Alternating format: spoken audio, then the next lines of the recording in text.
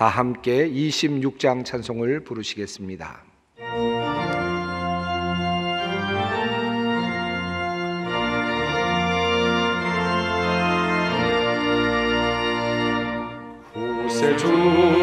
구세주라는 이들 찬송하고 찬송하세. 마음과 뜻과 힘 다하여 경배드리세. 주를 알지 못한 이들 주가 인도하사 그의 피로 소파리 찬송 모르세. 약한 사람 보는 바다 시간 속에 잠게 되니 모든 죄를 이길 힘을 이름 보이라. 지음이 되신 우리 주는 영원토록 변함없네. 성도들아 주를 믿어 길이 섬기세. 다 함께 참회의 기도를 드리시겠습니다. 하나님 아버지, 새해 첫날 신년 예배를 드리고 새해 둘째 날 온 가족 새벽 예배를 드린 후 오늘 새해 셋째 날 새해 첫 주일 예배로 주님 앞에 섰습니다. 하나님 아버지, 지난 한 해를 돌이켜보면 우리는 우리의 경험치로는 이해할 수 없는 일들로 인해서 혼란스러워했고 두려워했습니다. 전염병이 창궐하고 예배당 문이 닫히고 언제 일상으로 돌아갈지 기약 없는 나날을 보내며 우리는 불평하기도 했고 분노를 터뜨리기도 했습니다. 사람들에게만 그리한 게 아닙니다. 사실 하나님을 원망하기도 했습니다. 하나님께서 세상을 방치하시는 듯 보였고 하나님께서 하나님의 사람들을 그대로 놓아두시는 것 같았습니다. 그래서 더 혼란스러웠고 더 답답했습니다. 하나님 아버지, 우리로 하나님을 잘 안다 생각하는 오만과 하나님의 계획을 헤아릴 수 있다고 여기는 몰 이해를 용서하여 주시옵소서. 우리의 뜻대로 되지 않고 우리의 바람이 좌절되자 하나님의 신실하심, 하나님의 사랑뿐 아니라 하나님의 동행마저도 의심했던 우리의 불신도 주님 용서하여 주시옵소서. 하나님 아버지, 그러고 보니 우리는 하나님 앞에서 많이 게을러졌습니다. 사람들과 거리를 두어야 하기에 하나님과 거리를 좁히려 했지만 지난 한 해 하나님에게서 더 멀찍이 떨어져 있었습니다. 각자의 처소를 성령의 전으로 만들기를 바랬지만 마음이 풀어져 신령과 진정으로 예배드린 지가 참 오래되었습니다. 하나님, 영적으로 나태하고 태만해진 우리를 용서하여 주시옵소서. 하나님 아버지, 이제는 바벨론 포로 생활을 했던 이스라엘 백성들이 그랬던 것처럼 우리의 이성과 경험을 넘어 여전히 우리를 다스리시는 우리 하나님 앞에서 더 신실하고 더 거룩하게 살아가게 하옵소서. 새해에는 우리 하나님의 손을 놓지 않게 하시고 불신이 아니라 하나님을 향한 신뢰가 싹틀 때까지, 원망이 아니라 회복에 대한 기대가 생길 때까지 하나님 앞에서 겸손하게 무릎 꿇고 살아가게 하옵소서.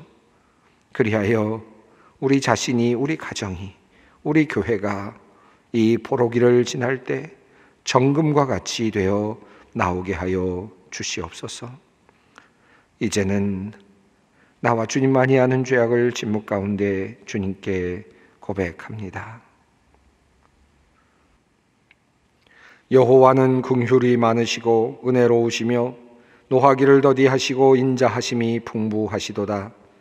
아버지가 자식을 긍휼히 여김같이 여호와께서는 자기를 경외하는 자를 긍휼히 여기시나니 이는 그가 우리의 체질을 아시며 우리가 단지 먼지뿐임을 기억하심이로다.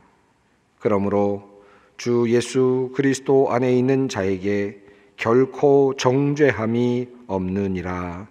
아멘.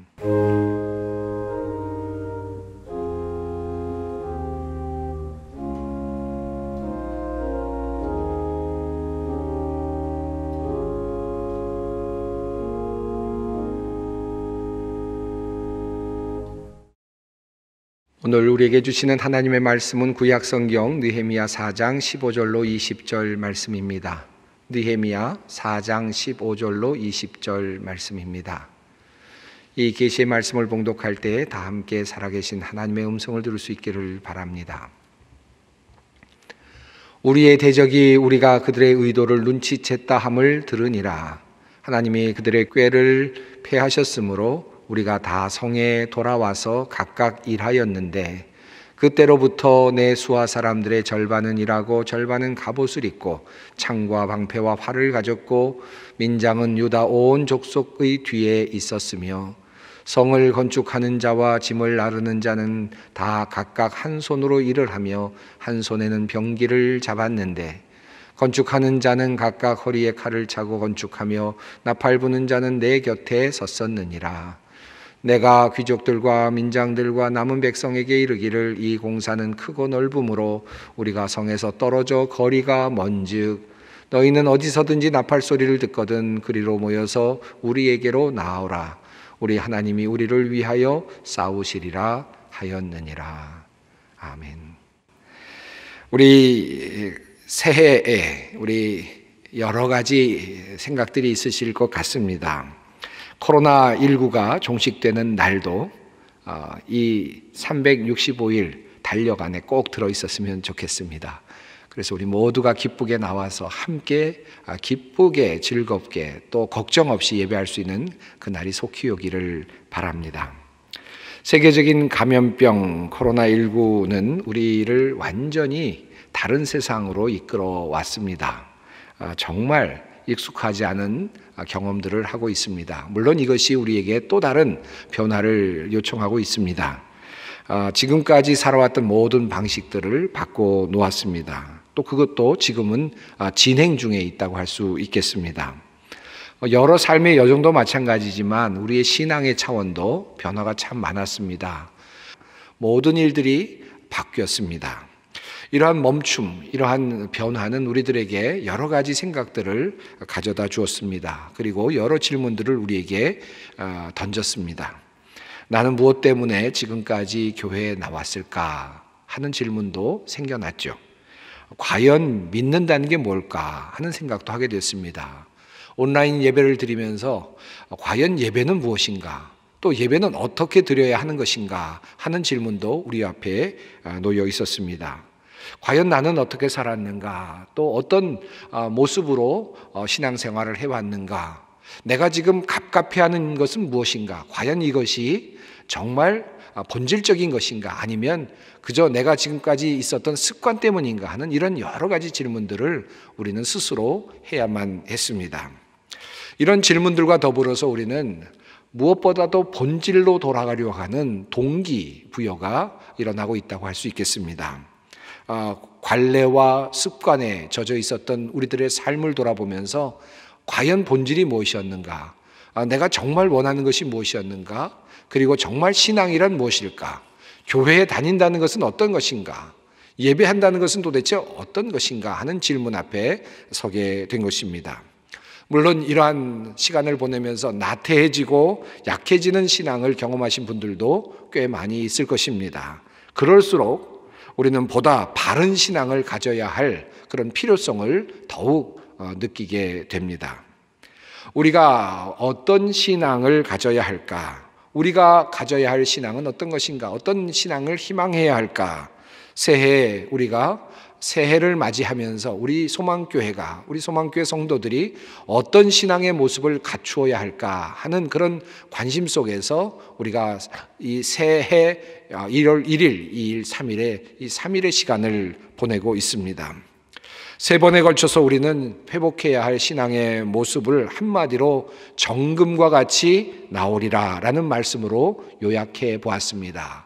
그리고 어떤 모습이 정금과 같이 나오는 신앙의 모습일까 하는 그런 질문을 던지고 그 답을 찾아가고 있습니다. 정금과 같이 나온다라고 하는 말의 뜻은 무엇일까? 우리가 1월 1일 우리가 함께 말씀을 나누면서 살펴보았습니다. 욥의 이야기를 통해서 우리는 정금과 같이 나오는 것이 무엇인가를 생각해 보았습니다. 순수함으로 돌아간다는 것, 정금과 같은 것으로 돌아간다는 것은 어떤 의미일까요? 내가 윤리적으로 완전해지는 것을 의미하는 것은 아니고 도덕적으로 더 완전해지는 것을 추구하는 것도 사실은 아니었습니다. 내가 완벽해지고 더 완전해지는 것을 추구하겠다라고 하는 그런 의미가 아니었음을 우리가 살펴보았습니다. 욥은 이미 완전해질 만큼 완전한 삶에 도달해 있는 사람이었습니다. 선하고 온전하고 정직하고 하나님을 경외하고 악에서 떠난 사람이었습니다. 하지만 그에게 또 다른 한 가지가 필요하였습니다. 하나님은 욥을 단련시키셔서 정금과 같은 모습으로 나오게 하셨습니다. 그것이 무엇이었습니까? 지금까지 어떤 하나의 틀 안에 갇혀 있었던 신앙이었습니다. 이렇게 하면 이렇게 될 것이야 예상이 되는 하나님이셨습니다. 내가 알 수 있는 하나님, 포착할 수 있는 하나님, 선하게 살면 당연히 하나님은 복을 주신다. 이 원칙 아래서 살아가고 있는 그러한 욥의 삶이었습니다. 그런데 욥은 그 이후에 고난 속에서 예상할 수 없는 하나님을 만났습니다. 지혜로우신 하나님이신데 내가 도저히 파악할 수 없는 그 하나님을 만나게 되었습니다.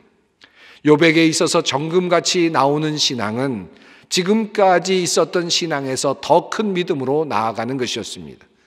행위의 순결함이 아니라 믿음의 순결함으로 나아가는 것이었습니다. 욥은 지금까지 그동안 고난당하기 전까지 또 고난당하는 중에도 그는 병 속에 갇혀있는 신앙과 같은 삶을 살았습니다. 신학적인 토론 안에 있는 하나님을 알고 있었지요. 하나님은 이런 분이시다, 또 이런 분이실 것이야 라고 하는 신학적인 토론의 구조 안에 들어있는 자신의 마음속에서 충분히 파악될 수 있는 그런 하나님을 모시고 있었습니다. 세 친구와의 대화 속에서도 그런 하나님 밖에는 없었습니다. 하나님이 이렇게 하신 이유는 이런 일이 아닐까, 이런 대화를 나눌 수밖에 없는 그런 하나님이었죠. 하나님께서는 그러한 욥을 끌고 나가셨습니다. 바다에 끌고 나가셨고, 그리고 강으로 끌고 나가셨고, 산에 세우셨습니다. 역동적인 곳으로 하나님께서는 끌고 가시면서 하나님을 경험케 하셨습니다. 하나님을 보게 하셨습니다. 포착되지 않는 하나님을 만나게 하셨죠. 이것이 바로 욥이 경험한 새로운 경험이었습니다. 하나님께서 말씀하신 정금과 같이 나오는 신앙이란, 욥을 통해서 하나님께서 말씀해 주시는 이 신앙은 내 자신이 윤리적으로 완전해지는 것이 아니라, 어떤 신학적인 틀 안에 갇혀져 있는 것이 아니라 하나님과 함께 여행을 떠나는 신앙이라고 할 수 있습니다. 하나님과 함께 모험을 떠나는 그런 신앙입니다. 이런 신앙을 가지고 있을 때 우리는 고난 앞에서도 하나님을 이해할 수 있고 하나님과 함께 할 수 있습니다. 우리는 종종 살아가면서 알 수 없는 삶의 단계들을 경험할 때가 있습니다. 이해할 수 없는 시간을 거칠 때가 있습니다. 억울함을 당할 때가 있고 이유 없는 고난을 당할 때가 있습니다. 나의 가지고 있는 신학적인 생각으로는, 그리고 내가 생각하고 판단할 수 있는 근거로는 도저히 파악할 수 없는 하나님을 경험하게 되죠. 그때 필요한 것이 바로 하나님을 신뢰하며 나아가는 것입니다. 하나님이 어떤 분이신가? 우리가 고난을 당하고 우리가 어려움을 당할 때 이해할 수 없는 하나님을 경험할 때 우리는 한 가지를 생각할 필요가 있습니다. 도대체 그분은 어떤 분이신가? 나보다 지혜로우신 분이시고 나보다 능력이 많으신 분이시고 모든 것을 알고 계시는 분이시며 모든 세상을 지금도 지배하고 계시고 다스리고 계시는 분이시고 공의로 다스리고 계시는 분이시다. 이 믿음을 갖는 것이 중요합니다. 비록 내가 고통을 당하고 어려움 속에 있을지라도 하나님의 지혜는 모든 것을 덮고도 남음이 있다. 이 믿음을 갖는 것이 중요합니다. 이것이 바로 정금과 같은 신앙입니다. 한 걸음 더 나아가서 우리는 고난 속에서, 어려움 속에서, 그리고 파악할 수 없는 하나님의 경험 속에서 또 다른 생각을 해 보아야 합니다. 나를 지금 이렇게 나에게 고난을 주고 계시는 하나님, 나에게 이 고난을 허용하고 계시는 하나님, 이 하나님은 도대체 어떤 분이신가? 그분은 나를 위하여 자신의 아들을 내어주신 분이시다. 나를 지극히 사랑하시는 분이시다. 나를 위하여 십자가 위에서 스스로 자신의 목숨을 내어놓으신 그런 분이시다. 죽음의 부활로 우리에게 소망을 주신 분이시다. 이 사실을 기억하는 것이 중요합니다. 나보다 크신 분이시며 나를 사랑하셔서 자신의 몸까지, 모든 목숨까지 내어주신 그분을 믿는다면 우리는 정금 같은 신앙의 모험 속으로 들어갈 수 있습니다. 이것이 바로 정금과 같은 믿음입니다. 올 한 해 동안 우리 소망의 모든 성도들이 이와 같은 정금과 같은 믿음의 단계로 나아가기를 우리 주님께서는 원하고 계십니다. 두 번째로 우리는 1월 2일 말씀을 통하여서 정금과 같은 신앙의 또 다른 모습을 살펴보았습니다. 하나님의 약속 앞으로 나아가는 신앙이었습니다. 하나님은 때로 예측하기 어려울 수도 있고, 그리고 또 고난 속에서 파악이 안 되실 수도 있습니다만은 항상 그러신 것은 아닙니다. 하나님의 뜻을 이루시기 위해서, 하나님께서 큰 뜻을 이루시기 위해서 때로는 우리 안에서 파악이 되지 않을 수도 있지만, 그러나 대부분의 경우 하나님의 뜻은 온 자연의 질서 안에 이미 스며져 있고 자명하게 드러나 있습니다. 하나님은 성경을 통하여서, 그리고 예언자들을 통하여서, 예수 그리스도의 말씀을 통하여서 하나님의 약속을 이미 우리들에게 분명하게 해 주셨습니다. 이 약속 안으로 나아가는 것이 중요합니다. 우리가 하나님의 뜻을 몰라서 하나님의 복을 누리지 못하는 것이 아닙니다. 약속을 믿지 못하고 그 약속대로 살지 못하기 때문에, 그 약속을 잊기 때문에 복을 누리지 못하는 것입니다. 성경을 보면 주옥과도 같은 많은 말씀들이 있습니다. 약속의 말씀들이 있습니다. 그 안에는 생명의 말씀들로 가득 차 있습니다. 정금과 같은 신앙이란 무엇이겠습니까? 그것은 하나님께서 우리에게 말씀을 통하여 약속하신 그 약속을 믿고 의지하며 나아가는 것입니다. 하나님의 명령과 하나님의 가르치심과 그리고 하나님의 그 요구하심을 믿고 따라 나서는 것입니다. 특별히 우리의 가정이 하나님의 약속을 붙잡고 번성하며 번영할 수 있기를 바랍니다. 약속을 붙잡으면, 약속을 따라가면, 하나님의 말씀을 따라가면 그 길 속에 하나님의 축복이, 하나님의 번영이, 번성이 자리하고 있습니다. 사랑하는 성도 여러분, 우리 소망교회 모든 성도님들이 이 하나님의 약속을 붙잡고 그것을 삶으로 실천하며 복을 누리며 살아가는 한 해가 되시기를 우리 주님께서 원하고 계십니다. 세 번째로 오늘 본문 말씀을 통하여 우리가 나누고 싶은 내용이 있습니다. 우리가 추구하고자 하는 신앙의 모습입니다. 정금 같은 신앙은 어떤 신앙이어야 할까?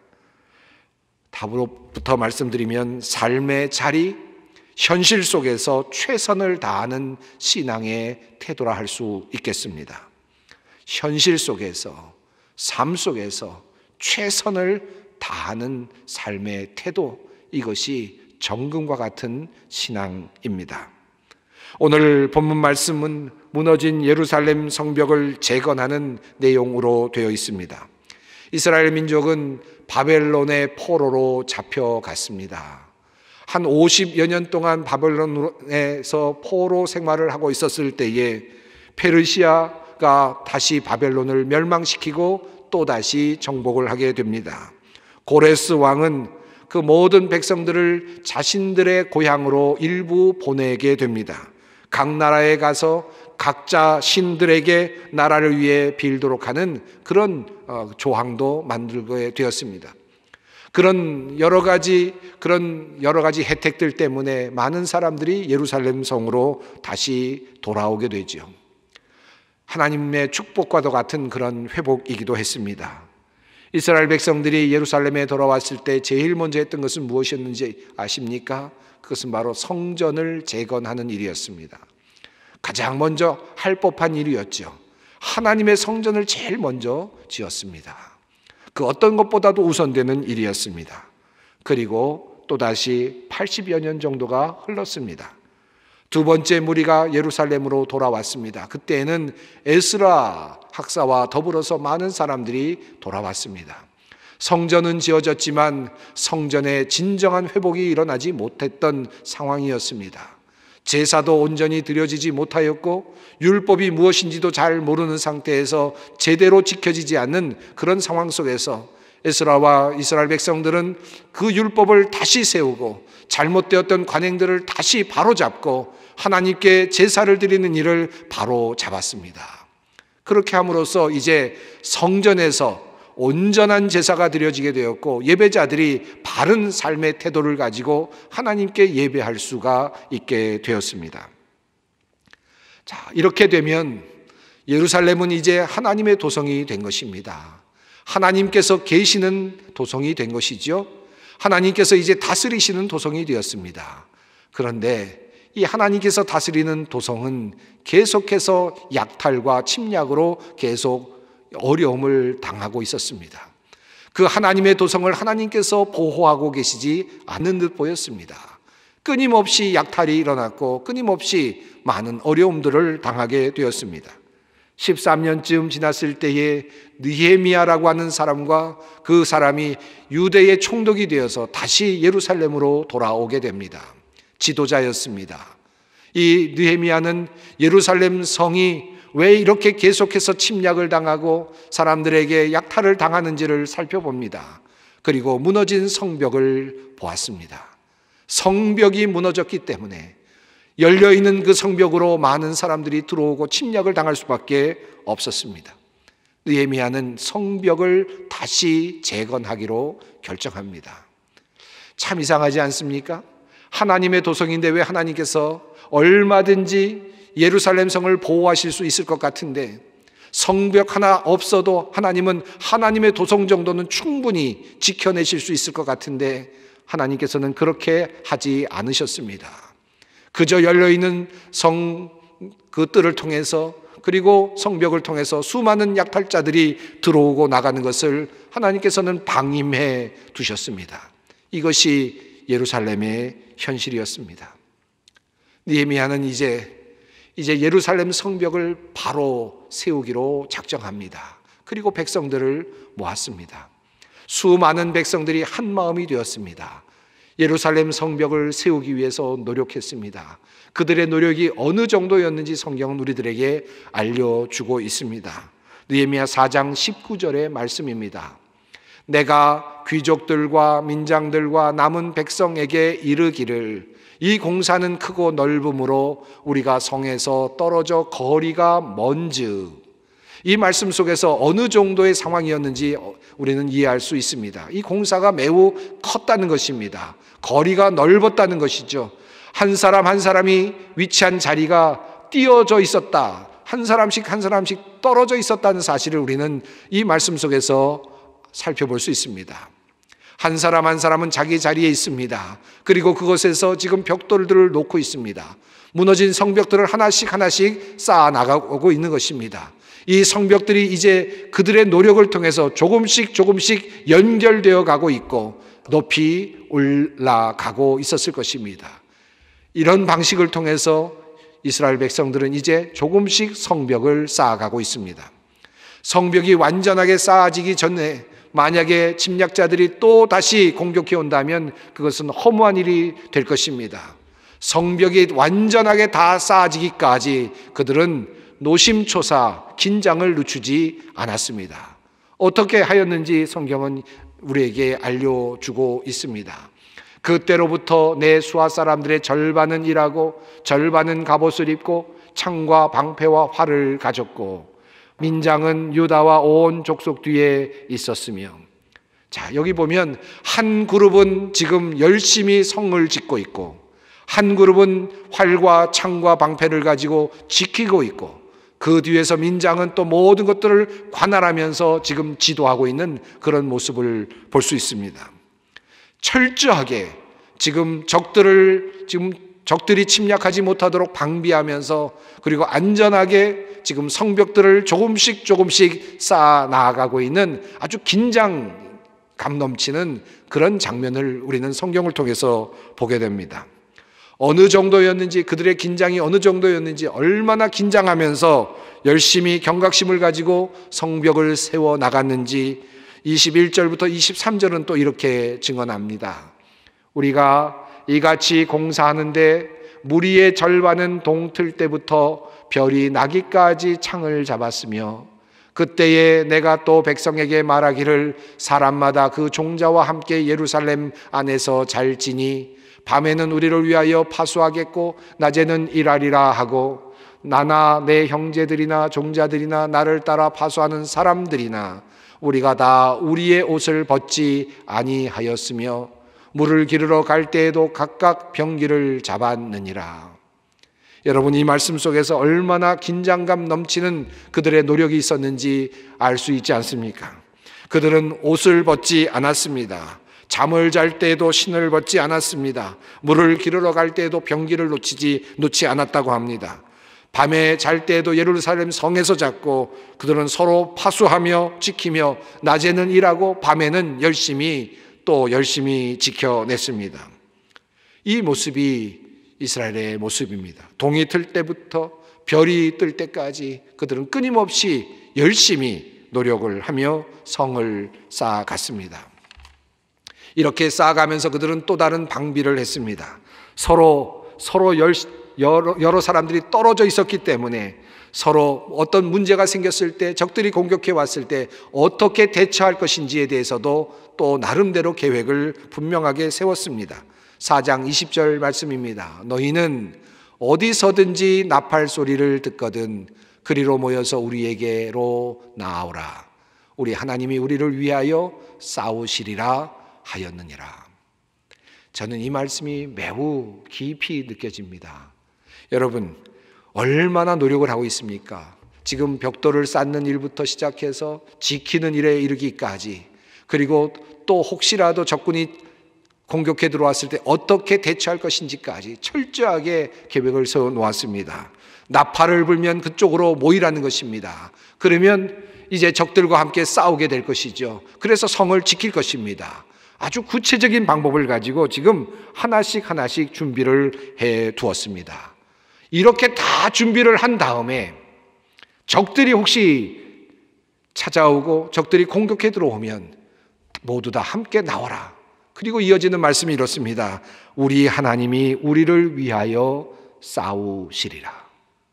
이 말씀이 이 마지막 부분에 붙어 있습니다. 여러분, 이 말씀이 얼마나 감동적인지 여러분 느껴지십니까? 그들은 하나님께서 이 예루살렘 성을 하나님의 도성이니 당연히 지키시겠지라고 생각하고 누워있지 않았습니다.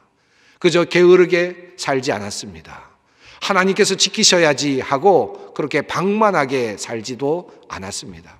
하나님의 도성이 맞습니다. 예루살렘 성전입니다. 그 안에는 성전도 있고 예배를 드리는 장소도 있습니다. 지켜야 할 공간입니다. 그러나 하나님의 도성이니 하나님이 지키실 것이라 그렇게 생각하지 않았습니다.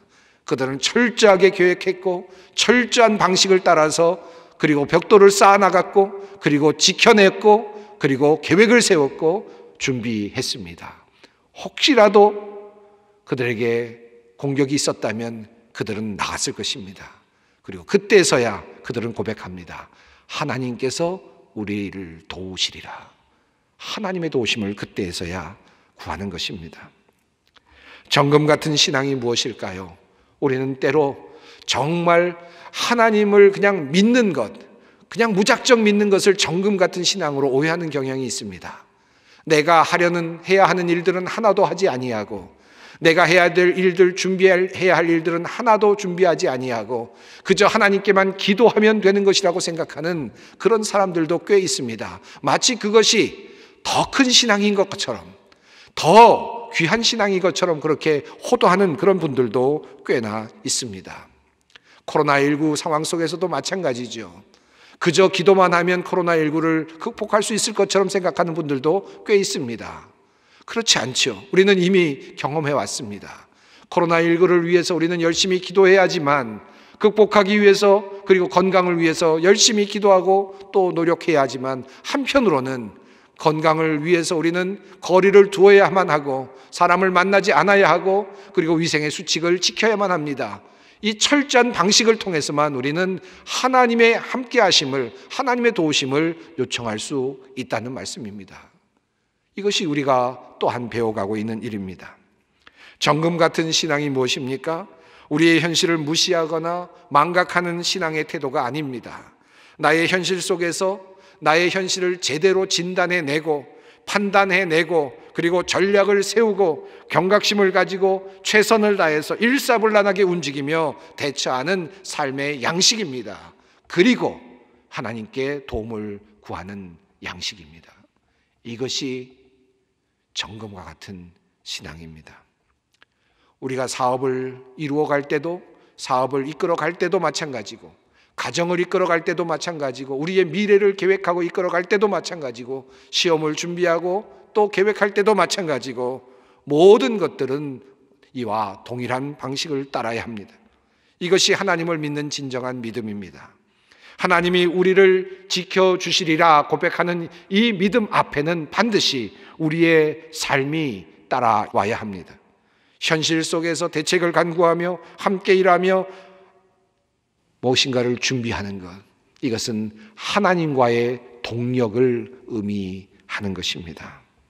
우리가 이렇게 성벽을 굳게 세울 때, 그리고 성을 지킬 때 하나님께서 우리를 위해 일하실 것이며 우리에게 전쟁의 승리를 안겨주실 것입니다. 사랑하는 성도 여러분, 우리 한국교회가 참으로 어려움을 많이 당하고 있습니다.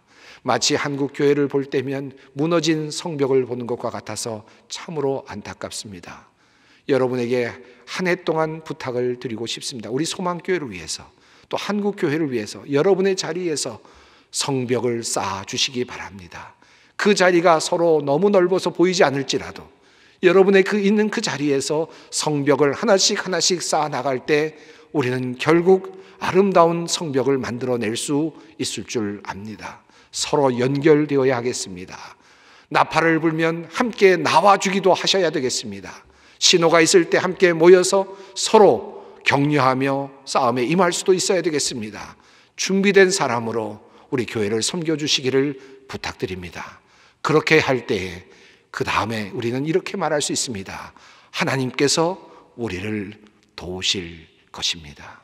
이 믿음, 이 정금과 같은 믿음으로 한 해를 살아가시기를 우리 주님께서 우리에게 요청하고 계십니다. 정금과 같은 신앙, 이 믿음을 잃지 않는 우리 모든 소망의 성도님들이 되시기를 바랍니다. 함께 기도하겠습니다. 하나님, 우리에게 주님을 향한 굳센 믿음 주시옵소서. 어떤 상황 속에서도 우리를 사랑하시며 우리보다 강하시며 지혜로우신 하나님을 믿게 하옵소서. 약속을 향하여 나아가는 정금과 같은 믿음을 주옵소서. 느헤미야와 백성들처럼 우리도 허물어진 예루살렘의 성벽을 재건하기 원합니다. 올 한 해 동안 최선을 다하여 주님의 몸된 교회를 세우는 일에 헌신하게 하여 주시옵소서. 한 마음으로 교회를 세우며 하나님의 뜻을 이 땅에 실현해 가는 믿음의 사람들이 되게 하여 주시옵소서. 예수 그리스도의 이름으로 기도드리옵나이다. 아멘. 다 함께 찬송가 86장 찬송을 함께 부르시겠습니다.